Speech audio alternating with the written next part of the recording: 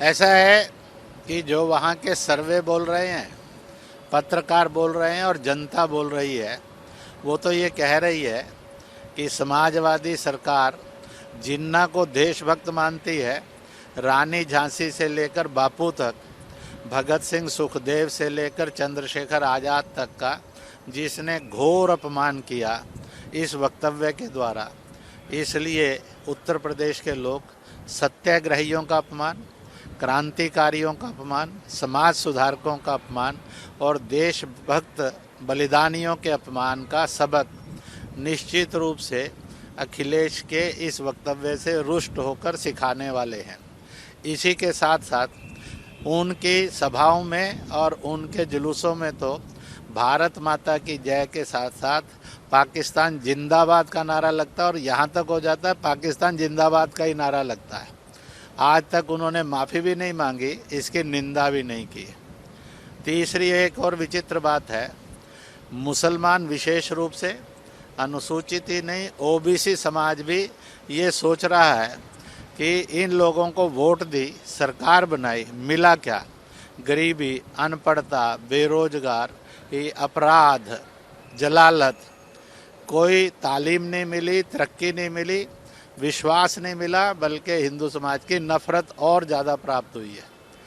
और उनको लगता है, वो पूछना चाहते हैं कि 3 तलाक के बारे में उनकी राय क्या है, वो इस कानून को रखेंगे कि ख़त्म करेंगे। अल्पसंख्यकों पर जुल्म पाकिस्तान बांग्लादेश में होता है, वो इसको निंदा करेंगे या इस पर चुप्पी रखकर मौन समर्थन करेंगे कि वहाँ पर अल्पसंख्यकों पर जुल्म होता चला जाए।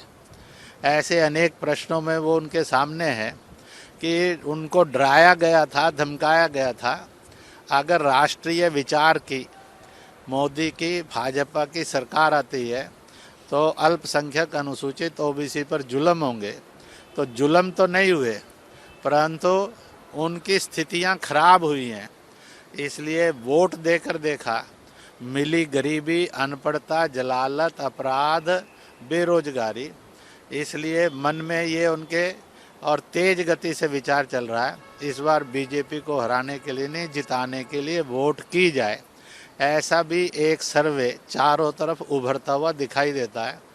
जो लोग मुझे मिले, मीटिंगों में गए, वहाँ पर भी आती है, और जो पत्रकार मिले वो भी कहते हैं, दल भी कहते हैं। इसलिए वो ये कहते हैं अपराध से और अपराधी से उत्तर प्रदेश सुरक्षित हुआ है। दंगे होते थे, दंगा मुक्त उत्तर प्रदेश बनने की तरफ तेज गति से बढ़ रहा है।